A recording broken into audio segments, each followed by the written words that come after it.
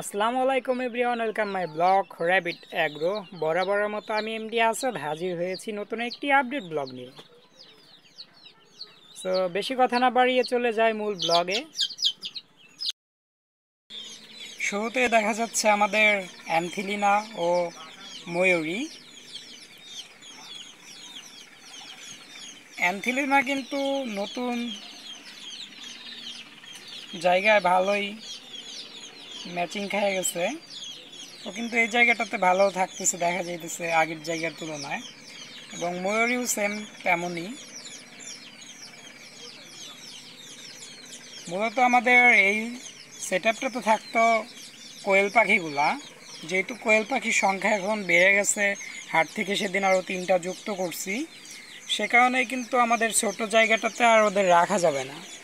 আর কবুতর তো তেমন একটা দৌড়াদৌড়ি করে না, সে কারণে মূলত কবুতর অ্যান্ড ঘুঘুকে এখানে আমি রেখে দিছি এবং আমাদের কোয়েলগুলাকে এই সাইডে নিয়ে আসছি।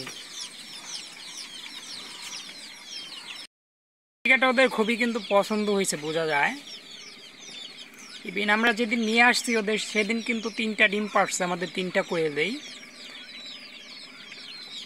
3টা কোয়েলেই কিন্তু সেদিন ডিম পাড়ছে, তারপরে কিন্তু আর একটা ডিম আমরা পাইছি, তারপরে আর কোনো ডিম ওদের থেকে আমরা এখনো পাই নাই। আপনি যখন দেখা যায় রাস্তায় বিভিন্ন জায়গায় টাউনে বিক্রি করে থাকে এ ধরনের কোয়েল পাখি, মূলত দেখা যায় কোয়েল পাখির দোকানগুলো বসে থাকে।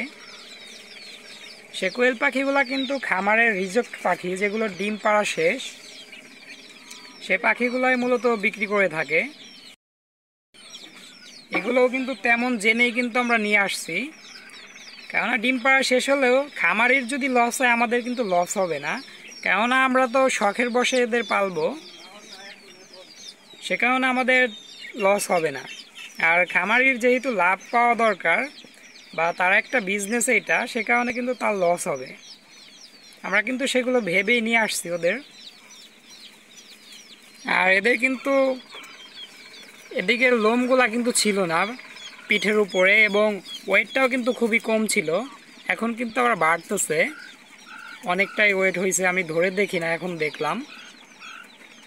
এখানে কিন্তু নতুন ফেদার হইতে শুরু করছে, খুব দ্রুত কিন্তু এদের নতুন ফেদারগুলো হয়ে যাবে। আগামী 10 থেকে 12 দিনের ভিতরে কিন্তু আর বোঝা যাবে না যে এদের ফেদার এদিকে ছিল না। আমি ফেদার হওয়ার জন্য কিন্তু মেডিসিন ইউজ করতেছি, খুব দ্রুত আবার ওরা ডিমে চলে আসবে। আমরা মূলত ওদের ডিম থেকেই কিন্তু বাচ্চা ফুটানোর চেষ্টায় আছি। বেশ কিছু আমাদের যে আগের কোয়েল ছিল ওই পাশের 2টা, যাদের যে কোয়েল 2টার দেখা যেতেছে ফেদার কিন্তু সবই ঠিক আছে, ওই কোয়েল 2টা কিন্তু আমাদের বাসার কোয়েল, পুরনো কোয়েল, একটা মেল এবং একটা ফিমেল। ওদের ডিম থেকে কিন্তু আমরা আগে 5টা বেবি পাইছিলাম, সেখান থেকে 2টা বেবি শেষ পর্যন্ত ছিল, বড় হয়েছিল। আমার ফ্রেন্ড কিন্তু নিয়ে গেছে সেই বেবি 2টা বা সেই বাচ্চা 2টা। আবার কিন্তু আমরা 12টা ডিম বসাইছিলাম, সেখান থেকে সম্ভবত 9টা ডিমের ভিতর বাচ্চা হয়েছে এবং বাকি 3টা ডিম নষ্ট হয়েছে।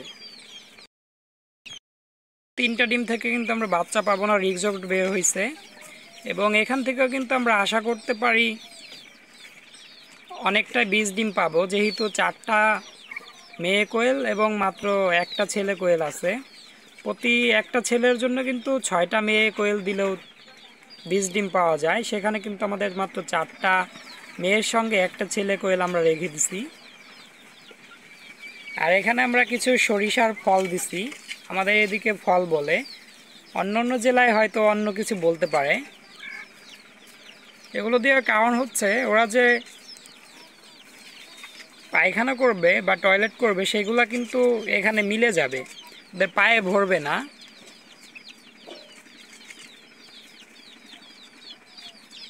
ইভিন এখানে কিন্তু ওরা ডিম পাড়তে পারবে খুব ভালোভাবেই।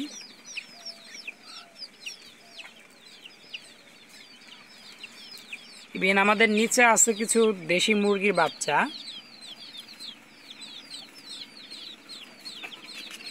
বাচ্চাগুলো মোটামুটি বড় হয়েছে। আজকে যেহেতু প্রচুর ঠান্ডা, গতকালকে বৃষ্টি হয়েছে এবং আজকেও কিন্তু একটু পর পর বৃষ্টি একটু একটু করে হইতেছে।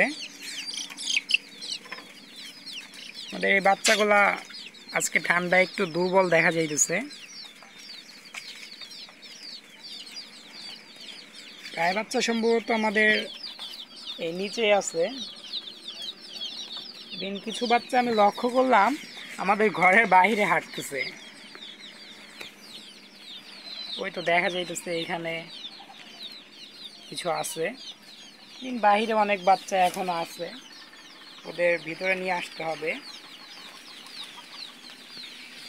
ঘরটা তেমন একটা আটকানো ছিল না, যে কারণে বাতাসে ঘরের দরজাটা খুলে যায়, সে তখন কিন্তু ওরা বাহিরে চলে যায়। এবং আমাদের চীনা হাঁসগুলোও কিন্তু আমাদের ঘরের নিচেই আছে।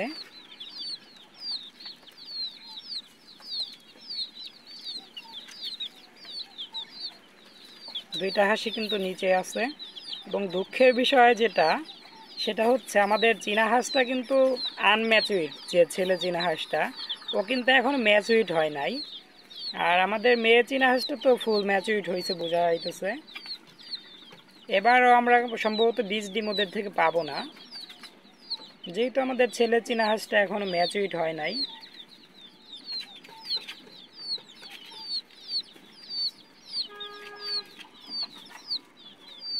সাইজটা অনেক বড়, সম্ভবত পোলট্রি ফিড খাওয়ায় ওরা খুব দ্রুত বড় করছিল, যার কাছ থেকে আমি মূলত কিনছি।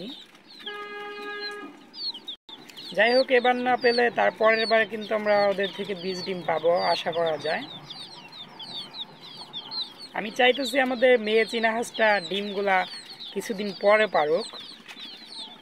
কিছুদিন পরে পারলে ছেলেটা যদি ম্যাচুইড হয় তাহলে কিন্তু বীজ ডিম পাবো।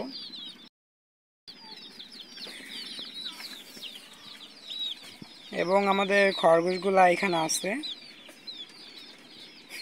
গুনে দেখতে হবে, আমি জানি না আমাদের কয়টা খরগোশ আছে। ওরা তো আগের মতো খরগোশ নিয়ে তেমন একটা থাকা হয় না।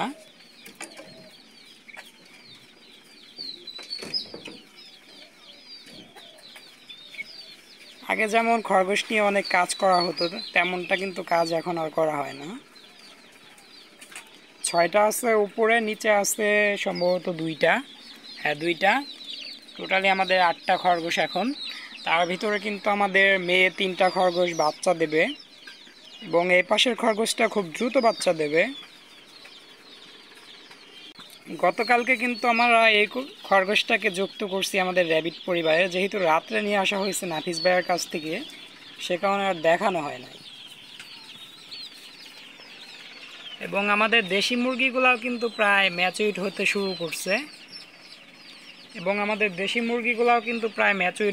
করছে। আগামী 2 মাসের ভিতরে কিন্তু আমাদের মুরগিগুলা ডিম পাড়তে শুরু করবে। ওদের ডিম থেকেও কিন্তু আমরা বাচ্চা ফোটাবো। এবং আমাদের নিচে কিছু দেশি মুরগি ছিল, 2টা মুরগি বাহিরে চলে গেছে এবং একটা মুরগি এখন ঘরে আছে। আর এই গাছগুলা আমি গতকালকেই লাগাইছি। এই গাছগুলোর মূলত আমি নাম জানি না।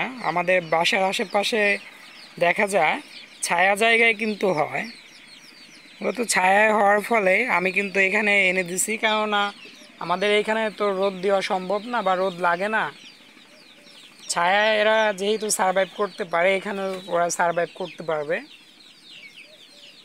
2 পাশে কিন্তু 2টা টবের ভিতর লাগানো হয়েছে।